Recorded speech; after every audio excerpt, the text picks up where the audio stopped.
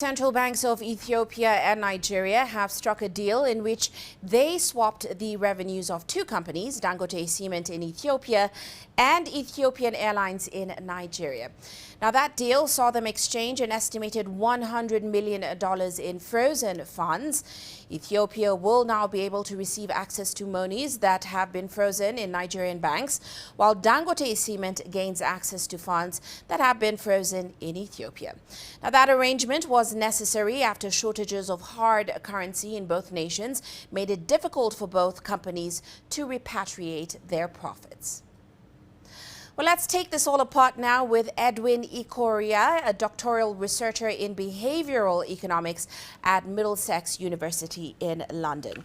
Great to have you with us, sir. Now, let's start off with the mechanics of this deal. Walk us through the mechanics of this deal. How exactly did this swap happen? Was this a case of settling what's due to Ethiopian Airlines in Nigeria by using cash from Dangote and vice versa? What's your take? Yeah, I think that's exactly what happened.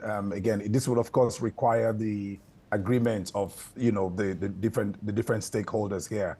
But I think the most important component here is that it really opens a window for how business can be done in Africa, especially where you have currency shortages, especially when Africans are trading with each other with currencies that is not even African, like the USD, the US dollar.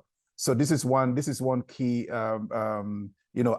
outcome of this that we thought was really amazing. So indeed, it's about the Central Bank of Ethiopia and then the Central Bank of Nigeria. Of course, these two companies have been struggling to repatriate, like you said in the report, repatriate their profits, repatriate their operational cash. So this is mainly because of currency shortages. And so this arrangement allows them to have access to each other's cash that have been trapped in the banks in the different countries. And this enables them to do business, enables them to carry on their expansion plans and everything else that comes with normal business operations. Now, it is interesting because we know both nations are currently struggling with a large gap between the formal market rate and the parallel market rate. So is there any chance that both didn't get the full value in this swap? No, usually they will, when they do international remittances, there's usually an official window which they go through. For Nigeria particularly right now, they've just harmonized both the parallel. The window is now harmonized, so there is really no double rates as it is right now. So it is likely that Dangote will be getting at the rates they will get is the rates that they would have gotten in the importers-exporters window. In the same thing in Ethiopia. So it's really, there's an official rate, and I think that's usually what the trading rate is. If I was going to import anything from Ethiopia, how much am I going to pay? That is the rate at which this exchange would happen. And that, of course, comes by a matter of agreement. It's not necessarily whether anybody is going to get short. If it doesn't profit them, if it doesn't pay them, this deal will not happen. So I think they've come to a mutual agreement in a way that benefits all of them.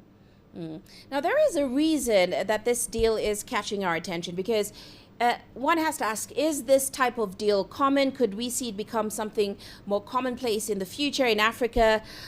Could we also have seen a similar solution being arrived at by both central banks without this deal? What's your take? Okay, so this is the thing. It's a dynamic situation. It is what you call necessity is the mother of invention, right? Now, businesses have been, Dangote is a Pan-African business. So it's opening the cement plants, not just in Ethiopia, but in other parts of Africa as well. So it means it needs access to, the currency, to the cash flow to make sure the businesses continue to operate. But what has always been a problem is that 54 African countries, 54 currencies, except for the franc zones. So this has always been an issue. If you recently, President Ruto of Kenya was actually talking about what sense does it make for two African countries to trade in a third currency. So this new dynamic that is becoming more obvious right now is really a major point of inflection for why should all African countries be trading in a third currency when they can actually have this kind of swaps or this kind of deals.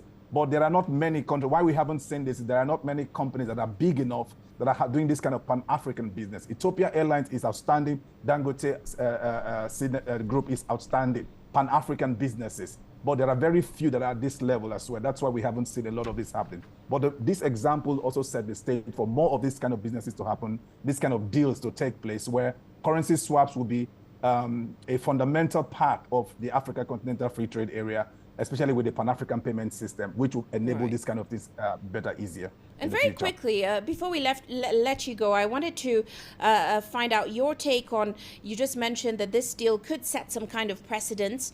What implications do you think this move has for the Africa Continental Free Trade Area Agreement moving forward?